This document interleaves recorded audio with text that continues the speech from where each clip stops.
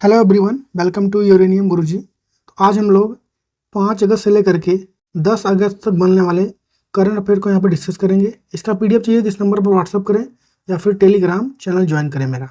चलिए स्टार्ट करते हैं आज का वीडियो। पहला क्वेश्चन है कि हाल ही में सुप्रीम कोर्ट ने एससी और एसटी समुदाय के आरक्षण में उप वर्गीकरण करने की अनुमति देने के लिए अपने किस फैसले को रद्द कर दिया है? तो ईबी चेन्नैया बनाम आंध्र प्रदेश राज्य 2004 का एक केस था। इसके बारे में डिटेल में समझेंगे हम लोग आगे। इस मामले में पूरी बात क्या है, इसको अगर शॉर्ट में समझें हम लोग तो जो ओबीसी होता है इसमें एक क्रीमी लेयर सिस्टम चलता है। मतलब अगर उसकी सालाना इनकम 8 लाख से अगर ज़्यादा है तो उसको रिजर्वेशन का लाभ नहीं मिलता है। ये चीज़ एससी और एसटी में ये चीज़ नहीं था। इसको लाने की यहाँ पर कोशिश की जा रही है। उसी के बारे में फैसला दिया गया है कि अब राज्य सरकार इसमें भी एससी एसटी में भी क्रीमी लेयर सिस्टम ला सकते हैं। तो इसके बारे में फैसला सुप्रीम कोर्ट ने सुनाया कि भारत के मुख्य न्यायाधीश DY चंद्रचूड़ हैं, जो कि इनकी अगुवाई वाली उच्चतम न्यायालय की 7 न्यायाधीशों की पीठ ने 6-1 से बहुमत का फैसला सुनाया है कि राज्य सरकार अनुसूचित जाति यानी एससी और अनुसूचित जनजाति यानी एसटी सूची के भीतर आरक्षण परियोजनाओं के लिए उपवर्गीकरण बना सकती है। ठीक है। और इस फैसले ने 2004 के ईबी चेन्नैया बनाम आंध्र प्रदेश राज्य मामले के फैसले को पलट दिया। तो ये पूरी बात है। ईबी चेन्नैया बनाम आंध्र प्रदेश राज्य मामला ये क्या था? तो उच्चतम न्यायालय ने कहा कि एससी एसटी सूची एक समरूप समूह है और इसमें कोई उपवर्गीकरण नहीं हो सकता है। ये ईबी चेन्नैया बनाम आंध्र प्रदेश केस 2004 में इस बात को बोला गया था। इसी फैसले को सुप्रीम कोर्ट ने पलटा है। नेक्स्ट क्वेश्चन है कि हाल ही में जारी ग्लोबल एग्रीकल्चर एक्सपोर्ट इंडेक्स में भारत की रैंक क्या रही है? तो भारत उसमें 8वें स्थान पर रहा है। हाल ही में वेम्पायर स्टार M67 की खोज करने वाली एस्ट्रोसैट वेधशाला का संबंध किससे है?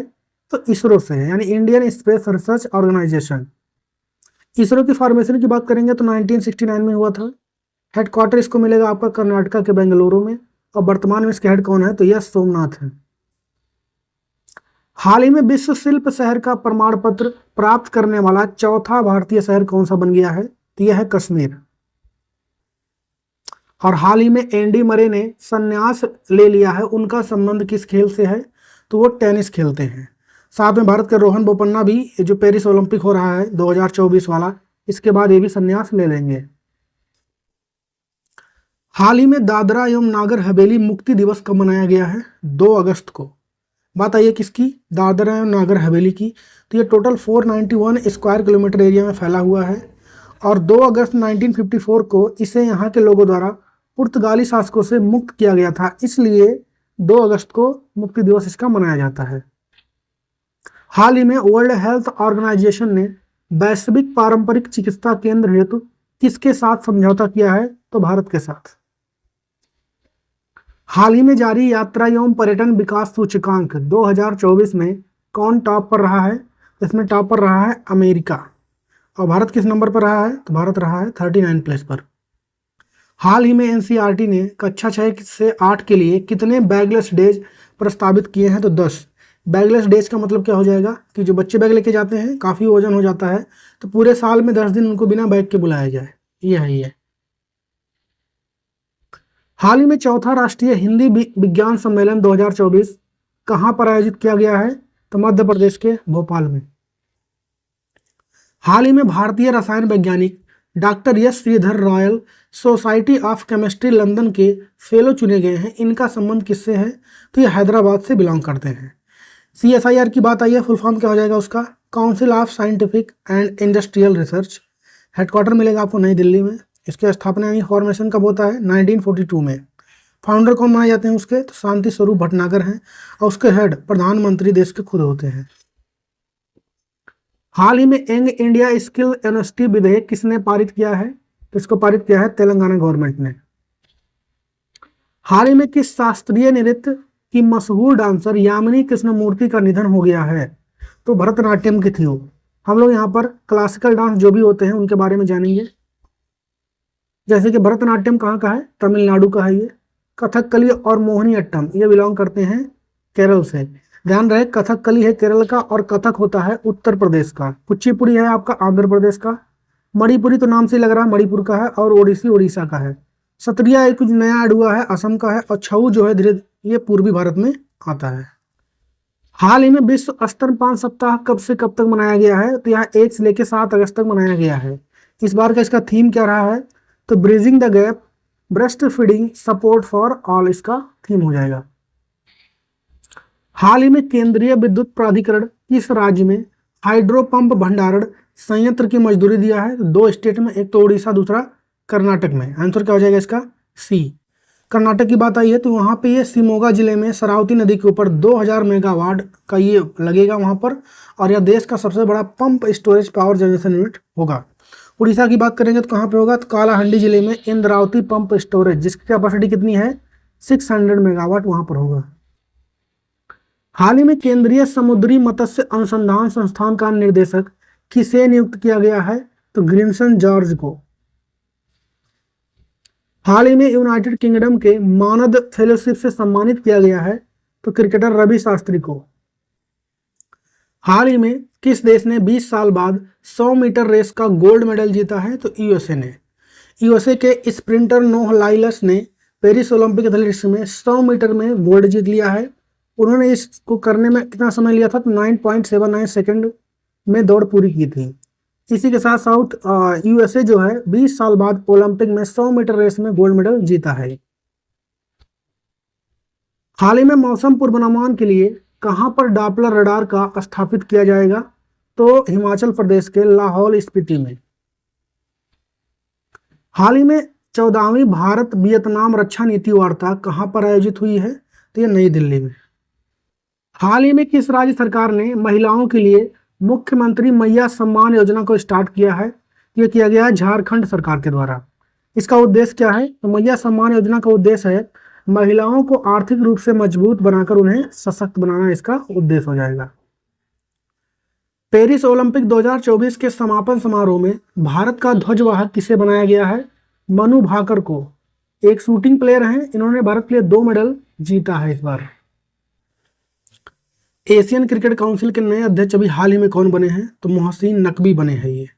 कुछ और क्रिकेट के बारे में जानते हैं कि 2025 T20 मेंस एशिया कप कहाँ पर होगा? तो ये भारत में होगा। 2027 का जो ओडीआई वर्ल्ड कप है ये बांग्लादेश में होगा, और 2024 जो वुमेन्स एशिया कप है ये श्रीलंका और भारत में होगा। और T20 मेंस वर्ल्ड कप 2024 वाला जो हुआ ये कहाँ पर हुआ? वेस्ट इंडीज और यूएसए में। 9th एडिशन था, किसने जीता उसको? तो भारत ने। और T20 वुमेन्स वर्ल्ड कप 2024 जो कि होने हैं बांग्लादेश में, पर इस समय बांग्लादेश में विद्रोह चल रहा है, इसलिए देखते हैं कहाँ पे होता है। और एशियन क्रिकेट काउंसिल की बात करेंगे तो हेडक्वार्टर इसका है श्रीलंका के कोलंबो में। और 2025 में दुनिया की पहली थोरियम पिघला हुआ नमक परमाणु रिएक्टर परियोजना कौन स्टार्ट करेगा? तो चाइना करेगा। हाल ही में 5वें गोल्डन स्लैम विनर कौन बन गए हैं? तो नोवाक जोकोविच बन गए हैं। एक गोल्डन स्लैम विनर क्या होते हैं? तो अगर आपने ओलंपिक में भी जीत लिया मेडल, गोल्ड मेडल, और साथ में जो यूएस ओपन होते हैं, फ्रेंच ओपन, ऑस्ट्रेलियन ओपन, ये सब जो होता है, इसमें भी आपने अगर मेडल जीता हुआ है तो आपको ये कंबाइंडली मिलता है ये गोल्डन स्लैम विनर का अवार्ड, जो कि नोवाक जोकोविच को मिला है। हाल ही में शेख हसीना ने अपने पद से इस्तीफा दे दिया है। वह किस देश की प्रधानमंत्री हैं? तो बांग्लादेश की। हाल ही में यूएसए के राष्ट्रपति पद की उम्मीदवार बनने वाली पहली अश्वेत और पहली दक्षिण एशियाई महिला कौन बन गई हैं? तो ये बनी है कमला हैरिस। हाल ही में राष्ट्रपति द्रौपदी मुर्मू किस देश की यात्रा करने वाली पहली भारतीय राष्ट्रपति बन गई हैं? तो ये 2 देश, एक तो फिजी होगा, दूसरा तिमोर लेस्टे हो गया। और फिजी का इन्हें highest honour award, civilian award भी दिया गया है। और हाल ही में यूनिटी स्मॉल फाइनेंस बैंक के MD CEO कौन बन गए हैं? तो इंद्रजीत कैमोत्रा। संयुक्त राष्ट्र कमांड में 18वें सदस्य देश के रूप में किसे शामिल कर लिया गया है? तो जर्मनी को। और हाल ही में मिस नेपाल वर्ल्ड 2024 का खिताब किसने जीत लिया है? इसको जीता है आसमा कुमारी केसमी ने। और किस राज्य को हाल ही में जीवन दान पुरस्कार मिला है? तो आंध्र प्रदेश को। हाल ही में राष्ट्रीय हथकरघा दिवस कब मनाया गया है?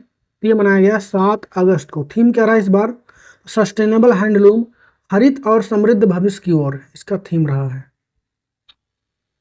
और किस भारतीय कंपनी को पहली बार 2024 फॉर्च्यून ग्लोबल 500 सूची में शामिल किया गया है? तो HDFC बैंक को। और राष्ट्रपति द्रौपदी मुर्मू किस देश के सर्वोच्च सम्मान companion of the order of Fiji से सम्मानित किया गया? तो जाहिर सी बात है, क्वेश्चन सही लग रहा है, आंसर क्या होगा? फिजी। हाल ही में खीर सिटी लॉन्च करने की घोषणा किसने किया है? तो इसको किया है कर्नाटका सरकार ने। खीर का फुल फॉर्म क्या हो जाएगा? Knowledge health innovation research. वर्ष 2023 में भारत का दूसरा सबसे बड़ा एलएनजी आपूर्तिकर्ता कौन बन गया है? तो यूएसए। विश्व बैंक भारत में हरित राष्ट्रीय राजमार्ग परियोजना के लिए कितने का ऋण देगा? तो $500 मिलियन। हाल ही में किस मंत्रालय ने ई साक्ष्य, न्याय सेतु और न्याय श्रुति और ई समन ऐप को लॉन्च किया है? तो होम मिनिस्ट्री ने। हाल ही में रिम पैक 2024 में किस जहाज ने नौसेना गन फायर सहायता प्रतियोगिता या रेडियो ट्रॉफी जीता है? तो इसको जीता है भारत का आईएनएस शिवालिक ने। इसमें होता क्या है? तो रिम पैक एक्सरसाइज होता है, इसमें कई सारे देश पार्टिसिपेट करते हैं। तो यहाँ पर एक प्रतियोगिता होती है जिसमें इस बार आईएनएस शिवालिक ने भी भाग लिया था। तो कुछ वहाँ पर डिस्टेंस तय किया जाता है कि कौन पहले पहुँच जाएगा। तो आईएनएस शिवालिक जो था वो पहले पहुँच गया था यहाँ पे, इसलिए इसको विजेता करार दिया गया। हाल ही में किस भारतीय को साउथ अफ्रीका 20 लीग का एम्बेसडर यानी दूत नियुक्त किया गया है? तो दिनेश कार्तिक को। हाल ही में सभी फसलों को एमएसपी दायरे में लाने की घोषणा किसने किया है? तो इसको किया है हरियाणा गवर्नमेंट ने। एमएसपी क्या होता है? तो मिनिमम सेल प्राइस होता है। ये सेल प्राइस यानी बेचने वाला मूल्य हो गई है। मान लिया अगर हमें क्या बेचना है? गेहूं, तो अगर 18 रुपया इसका एमएसपी है तो किसान अगर बेचेंगे गेहूं तो मिनिमम आप उसको 18 रुपये से नीचे नहीं ले सकते हैं। 18 रुपये या उससे ज़्यादा ही आपको पे करने पड़ेंगे। मतलब कहने का 18 रुपये से नीचे वो नहीं बेचेंगे, इसे बोलते हैं एमएसपी।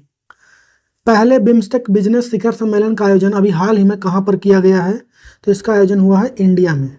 इंडिया में पूछे कहाँ पर? तो नई दिल्ली में। पहली बिम्स्टेक व्यापार शिखर की बैठक कहाँ पर हुई? नई दिल्ली में। किसने इसका उद्घाटन किया है? तो भारत के विदेश मंत्री कौन है? जयशंकर प्रसाद, उन्होंने इसका उद्घाटन किया है। और थाईलैंड सितंबर 2024 में जिसका 6वीं बिम्स्टेक शिखर बैठक होगी उसकी मेजबानी यानी होस्टिंग करेगा। बिम्स्टेक की बात आई है तो इसका फुल फॉर्म क्या हो जाएगा? Bay of Bengal initiative for multi sectoral technical and economic cooperation, इसका फुल फॉर्म हो जाएगा। इसका फॉर्मेशन यानी स्थापना कब हुआ?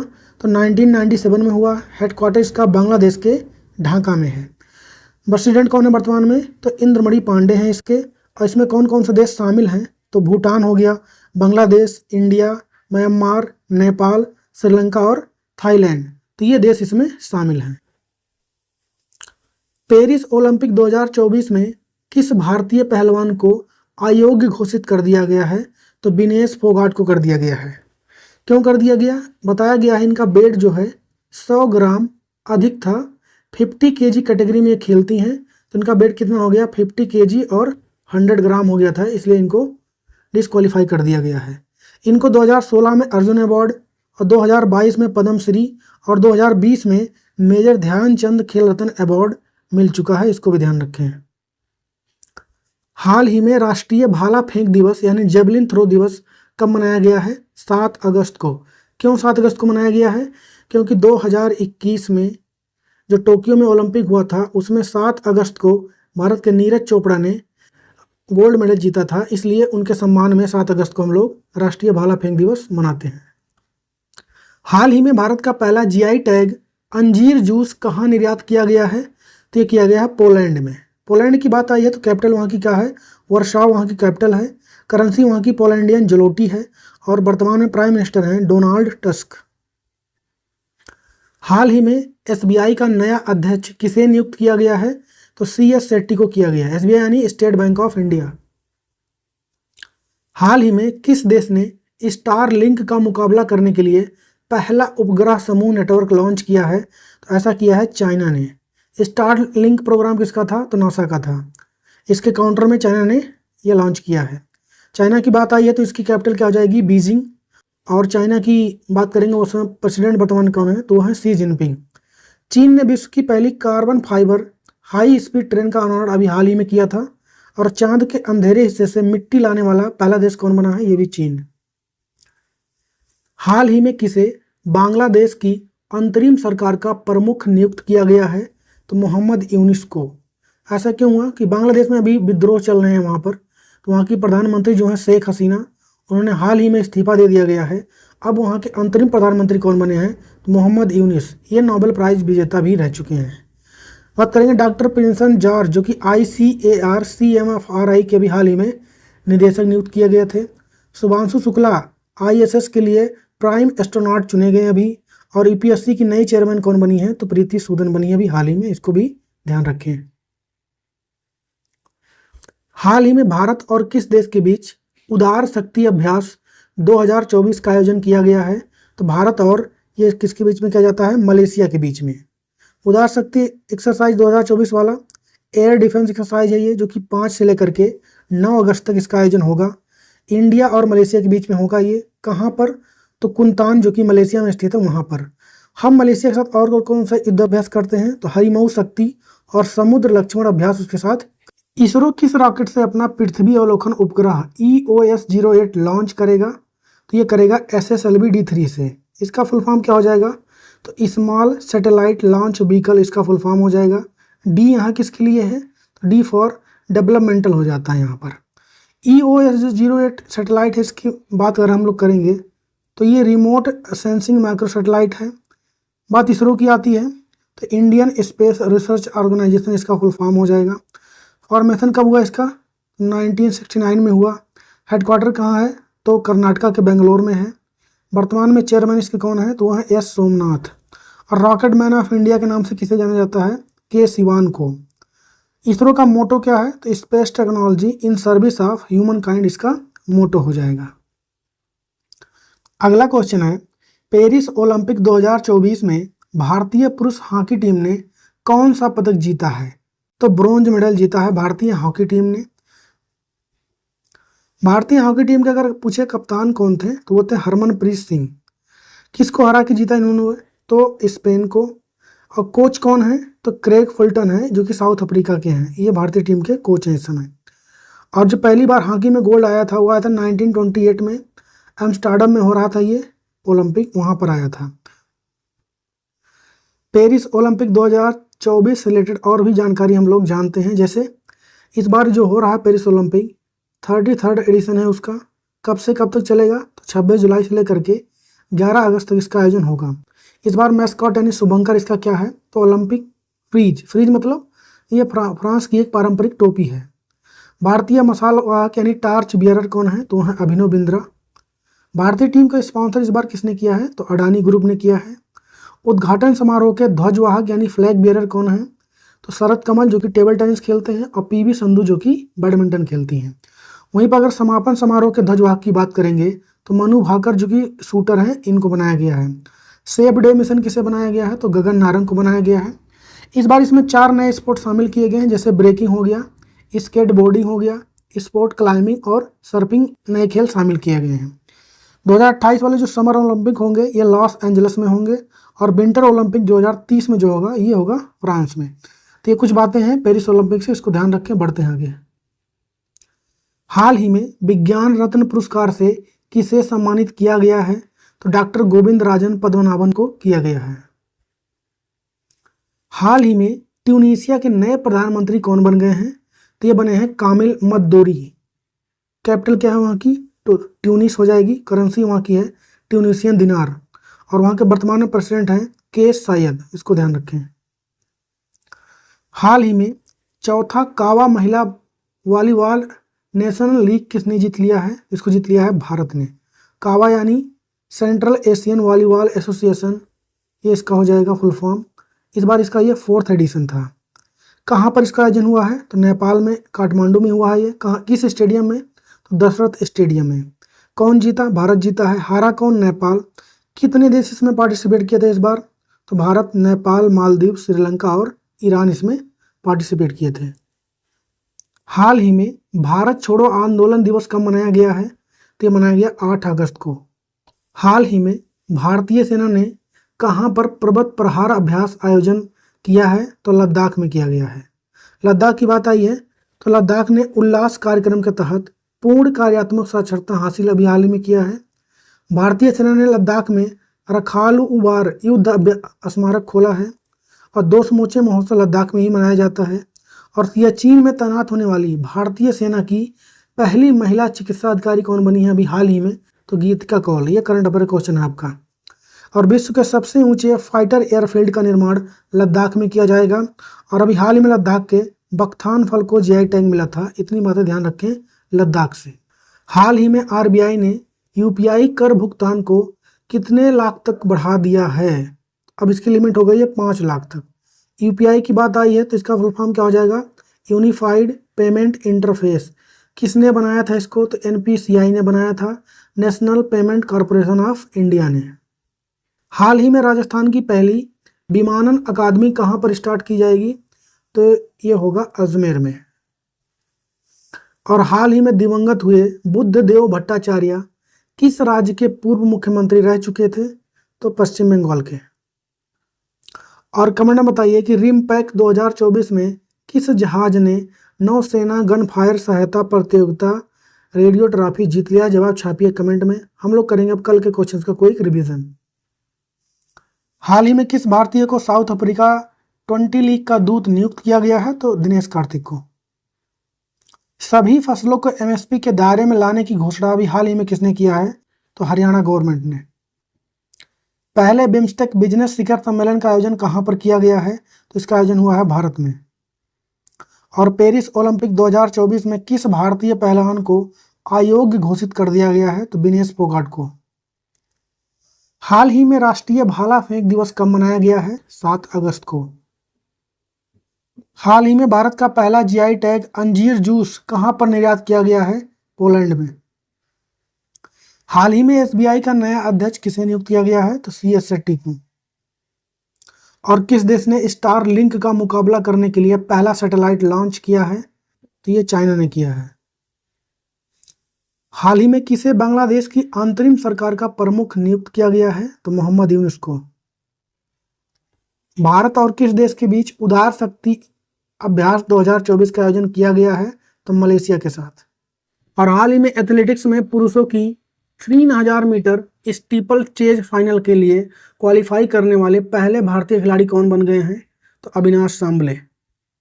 तो यहाँ पर कंप्लीट हो गया आज के वीकली करंट अफेयर का सेशन। वीडियो अच्छा लगा है तो कमेंट में बताइए, लाइक कीजिए, दोस्तों के साथ शेयर कीजिए और मेरे चैनल पर अगर पहली बार आ रहे हैं तो सब्सक्राइब भी कर लीजिए। मिलेंगे अगले वीडियो में, तब तक के लिए जय हिंद।